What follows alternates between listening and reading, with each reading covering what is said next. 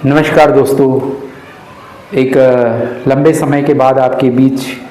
Studio में उपस्थित हुआ हूँ। आप सभी ने इससे पहले के वीडियोस देखे होंगे और जिसमें हमने खास करके जो 2 अगस्त का जो फैसला आया है, सब क्लासिफिकेशन और क्रीमी लेयर का जो फैसला आया है, उस फैसले पर हमने बहुत सारे वीडियोस किए। इस विषय पर जो है बात करने की कोशिश करेंगे, लेकिन आज ये वीडियो हमने इसीलिए बनाया है कि हमारे समुदाय को, हमारे समाज को एक बार फिर से सोचने की ज़रूरत है कि अगर कहीं न कहीं थोड़ी बहुत कहीं डिफरेंसेस है तो उस डिफरेंसेस को पहचान करने की ज़रूरत है। हमारे समाज में कौन सी ऐसी कुरीतियाँ हैं, कौन से ऐसे रीति रिवाज है, कौन सी ऐसी परंपराएं हैं जो समाज को विभाजित करने का काम कर रही है, समाज को तोड़ने का काम कर रही है, कहीं ना कहीं डिफरेंसेस क्रिएट करने का काम कर रही है। तो उन विषयों पर, उन बिंदुओं पर जो है हम बारीकी से सोचें, उनका अध्ययन करें और अगर कहीं हमारी कहीं कमजोरियां हैं तो उन कमजोरियों को पहचान कर उन कमजोरियों को दूर करने का प्रयास करें, और कहीं कहीं अच्छी बातें हैं तो उसको और स्ट्रेंथन बनाने के लिए कोई योजना बनाएं, कोई प्रोग्राम बनाएं और समाज को और ताकतवर बनाएं, ताकि इस तरह के किसी भी विभाजित करने की फैसले की ज़रूरत न किसी सरकार की हो, न किसी पार्टी की हो, न किसी संगठन की।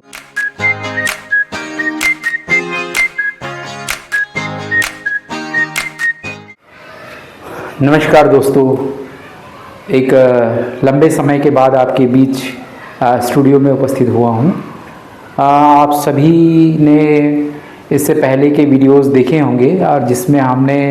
खास करके जो 2 अगस्त का जो फैसला आया है, सब क्लासिफिकेशन और क्रीमी लेयर का जो फैसला आया है, उस फैसले पर हमने बहुत सारे वीडियोस किए हैं, जिसमें हमने जानने और समझने का प्रयास किया है कि ये फैसला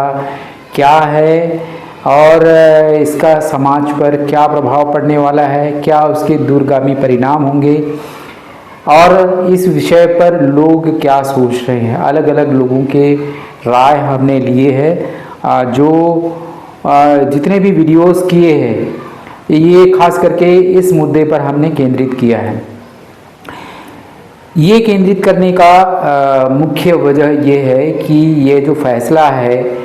ये समानता के सिद्धांत पर जो है एक तरह का रोशनी डालता है,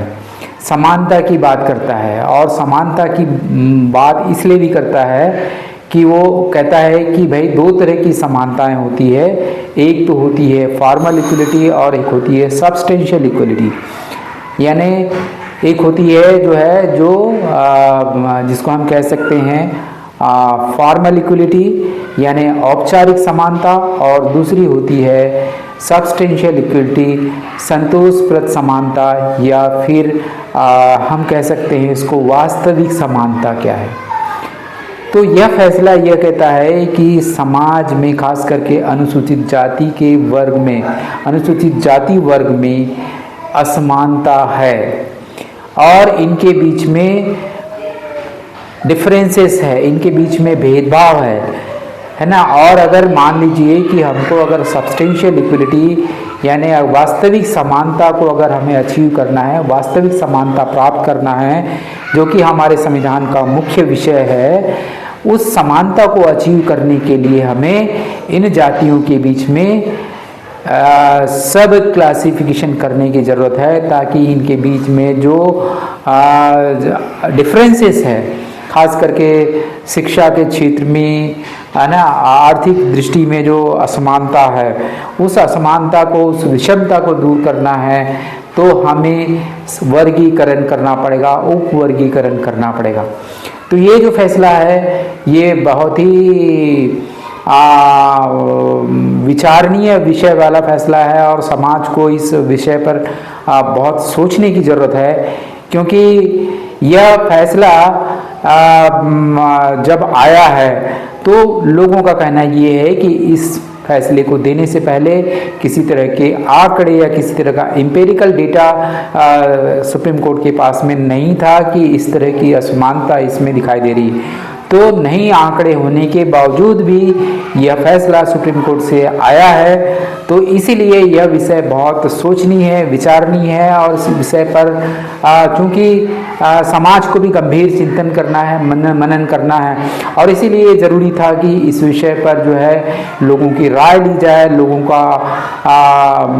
ओपिनियन जाना जाए कि भाई लोग क्या सोच रहे हैं, क्या उनकी विचारधारा बन रही है। तो बहुत सारे बुद्धिजीवियों ने, खास करके जो अनुसूचित जाति वर्ग के जिन लोगों को फ़ायदा मिला या जो लोग आगे बढ़ पाए, जो शिक्षा के क्षेत्र में आगे बढ़ पाए, कानून के क्षेत्र में जो लोग आगे बढ़ पाए, तो ऐसे लोगों ने अपने मत रखे और जिसमें उन्होंने ये कहा कि शैक्षणिक और आर्थिक असमानता जो है, जब संविधान की अवधारणा आई थी 1932 में, तब भी ये असमानता थी, लेकिन फिर भी बाबा साहब अम्बेडकर ने ये सारे लोगों को, सारी जातियों को जो है एक समूह में रखा, चाहे वो आर्थिक दृष्टि से असमान हो या शैक्षणिक दृष्टि से असमान हो, लेकिन उन्होंने एक बंडल के रूप में ट्रीट किया, एक समूह में रखा। लेकिन अब अभी जो 2024 का जो ये जो निर्णय आया है, ये उस मंडल को तोड़ने का काम करता है, ये मंडल को विभाजित करने का काम करता है। इस तरह के विचार जो है इस वर्ग के बुद्धिजीवी लोगों के बीच में आ रहे हैं। तो यह एक सोचनीय विषय है और इसलिए इस विषय पर गंभीर चिंतन होना चाहिए, मंथन होना चाहिए। इसीलिए हमने जानने और समझने का प्रयास किया कि वास्तविकता क्या है और इस विषय पर इसीलिए इतना ज़्यादा जो है मंथन की ज़रूरत है कि समाज को भी एक बार बैठ करके सोचना चाहिए कि कहाँ गड़बड़ हो रही है, कहाँ किस तरह की डिफरेंसेस हमारे बीच में है और किस तरह से वास्तविक समानता जिस वर्ग के बीच में, इस समूह के बीच में विभाजित हो, है ना। इस तरह से उन चीज़ों का जो है बारीकी से अध्ययन करना ज़रूरी है। इसलिए इस विषय पर हमने इतने वीडियोस करने की कोशिश की, इतने लोगों से बातचीत करने की कोशिश की और आपने देखा होगा कि अलग अलग लोगों ने मतलब अलग अलग राय तो दी, लेकिन एक बिंदु पर जो है सहमत नज़र आते हैं कि कहीं ना कहीं ये फैसला जो है वह ये अनुसूचित जाति वर्ग को, इस समूह को कहीं ना कहीं विभाजित करने का काम करता है, बांटने का काम करता है। और इसीलिए इसी तरह के उप वर्गीकरण की समाज को कोई ज़रूरत नहीं थी, सुप्रीम कोर्ट को कोई ज़रूरत नहीं थी। और इसीलिए इस फैसले को जो है ये खास करके जो है इस अनुसूचित जाति वर्ग के जो लोग आगे बढ़ गए हैं, वो लोग ये सोचते हैं कि यह फैसला जो है ठीक नहीं है और इसमें जो है इसका पुनर्मूल्यांकन होना चाहिए, इसको इस विषय पर फिर से विचार करना चाहिए और सरकार को इस विषय पर गंभीर मंथन करना चाहिए, आंकड़े जुटाना चाहिए और उसके बाद जो है इस फैसले को लागू करने के बारे में सोचना चाहिए। बिना आंकड़ों के, बिना कोई एम्पिरिकल डेटा के, बिना कोई अध्ययन के इस फैसले को लागू करना कहीं ना कहीं समाज को विभाजित करने जैसा है, ऐसा लोगों का, ऐसा बुद्धिजीवी लोगों का कहना है। तो आगे भी हम इस विषय पर जो है बात करने की कोशिश करेंगे, लेकिन आज ये वीडियो हमने इसीलिए बनाया है कि हमारे समुदाय को, हमारे समाज को एक बार फिर से सोचने की ज़रूरत है कि अगर कहीं ना कहीं थोड़ी बहुत कहीं डिफरेंसेस है तो उस डिफरेंसेस को पहचान करने की ज़रूरत है। हमारे समाज में कौन सी ऐसी कुरीतियाँ हैं, कौन से ऐसे रीति रिवाज है, कौन सी ऐसी परंपराएं हैं जो समाज को विभाजित करने का काम कर रही है, समाज को तोड़ने का काम कर रही है, कहीं ना कहीं डिफरेंसेस क्रिएट करने का काम कर रही है। तो उन विषयों पर, उन बिंदुओं पर जो है हम बारीकी से सोचें, उनका अध्ययन करें और अगर कहीं हमारी कहीं कमजोरियां हैं तो उन कमजोरियों को पहचान कर उन कमजोरियों को दूर करने का प्रयास करें और कहीं कहीं अच्छी बातें हैं तो उसको और स्ट्रेंथन बनाने के लिए कोई योजना बनाएं, कोई प्रोग्राम बनाएं और समाज को और ताकतवर बनाएं, ताकि इस तरह के किसी भी विभाजित करने की फैसले की ज़रूरत न किसी सरकार की हो, न किसी पार्टी की हो, न किसी संगठन की हो। तो ये मुद्दा है जिस पर आप लोगों को बताने की ज़रूरत है, और आने वाले दिनों में हम सोच रहे हैं कि इस विषय पर वीडियो बनाया जाए कि इस अनुसूचित जाति वर्ग समूह में किस तरह की जो है असमानताएं हैं, अगर हैं तो किस तरह की असमानताएं हैं, किस तरह के रीति रिवाज हैं, किस तरह की परंपराएं हैं, या किस तरह के विभाजित करने वाली चीज़ें हैं, किस तरह की कुरीतियां हैं जो कहीं ना कहीं हमारे मतलब इस वर्ग को कमज़ोर करने का काम कर रही है। तो उनकी समय पर पहचान की जाए और पहचान करके उसके लिए उसको दूर करने का कोई उपाय सोचा जाए। तो यही एक मुद्दा था दोस्तों, आपके बीच में आकर बात करने का और आपको बताने का। अगर आपको ऐसा लगता है कि इस विषय पर हमको आगे काम करने की ज़रूरत है, आगे बात करने की ज़रूरत है, तो आप हमें कमेंट करके बताइएगा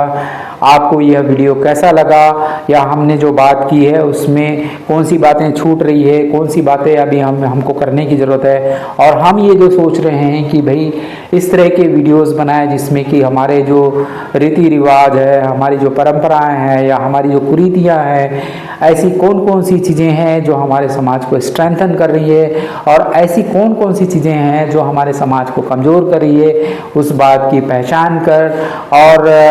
इस अनुसूचित जाति वर्ग को उसकी स्ट्रेंथ को बढ़ाने के लिए, उसकी ताकत को बढ़ाने के लिए हमें एकजुट होकर के पुनर्विचार करने की ज़रूरत है और इन कमजोरियों को दूर करने की ज़रूरत है, ताकि इस तरह की विभाजित करने की बातें जो है न किसी संगठन की तरफ से, न किसी सरकार की तरफ से, न किसी लोगों की तरफ से इस तरह की बातें नहीं आनी चाहिए। ऐसा